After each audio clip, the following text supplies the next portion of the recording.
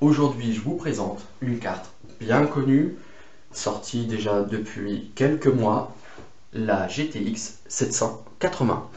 Cette carte graphique, c'est le modèle de référence, ici distribué par Zotac. Au niveau du package, simple, on retourne, on voit la marque Zotac, l'extension de garantie de Zotac et le logiciel de overclocking. On reprend la GTX 780, le PhysX, les 3 Go de mémoire, DirectX 11 et le SLI. Sur les côtés, les recommandations du système minimum à avoir. Et ici, pour une fois, le fabricant nous donne toutes les spécifications de cette GTX 780. Mais aussi en dessous, on voit les technologies supportées. Voilà ce qu'il en est pour le package. Ici, rien de spécial. À l'arrière, rien de spécial. On va ouvrir.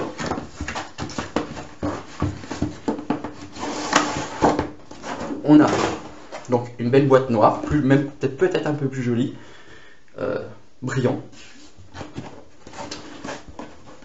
On ouvre. Donc, on a un blister.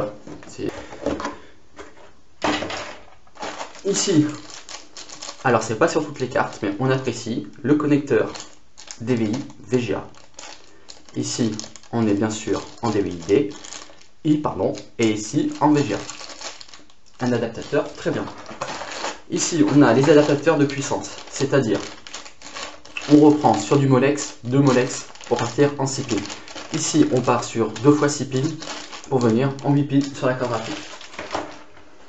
La carte, on y reviendra tout à l'heure.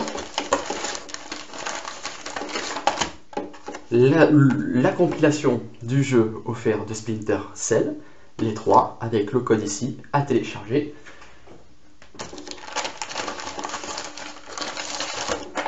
Un prospectus, le DVD avec les pilotes de la carte et l'autocollant, un bel autocollant Zotac, Pushing the Limit. Mon anglais n'est pas très bon, mais c'est pas très grave, on s'en fiche un petit peu. Ici, on a un guide d'installation, notamment aussi avec la garantie.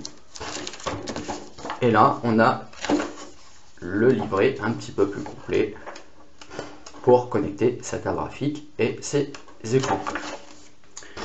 On revient sur la carte.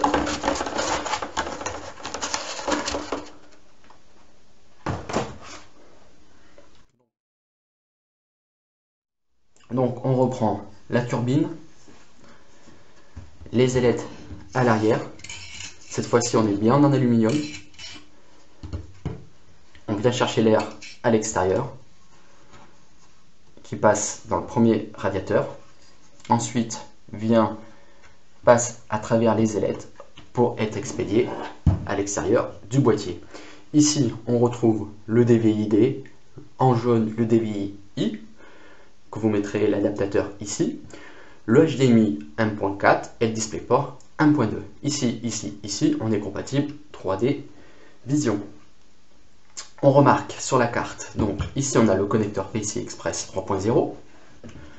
De l'autre côté, on a les pompes pour les CLI, les connecteurs d'alimentation, 8 pins, 6 pins, des emplacements pour mettre la visserie à l'arrière, si nécessaire. On sent ici une plaque en métal. C'est ici où il va y avoir une très forte chaleur sur cette plaque noire. On remarque à l'arrière, donc au niveau du radiateur, on a 4 vis et pas de spot qui enlève la garantie si vous les enlevez. Donc vous pouvez changer de modèle. Mais il faut savoir que si on garde celui-ci pour le modèle 780Ti et pour le modèle Titan Black, autant dire que les capacités d'overclocking sur un modèle de refroidissement comme celui-ci ne posent pas de difficultés. Un plan plus près.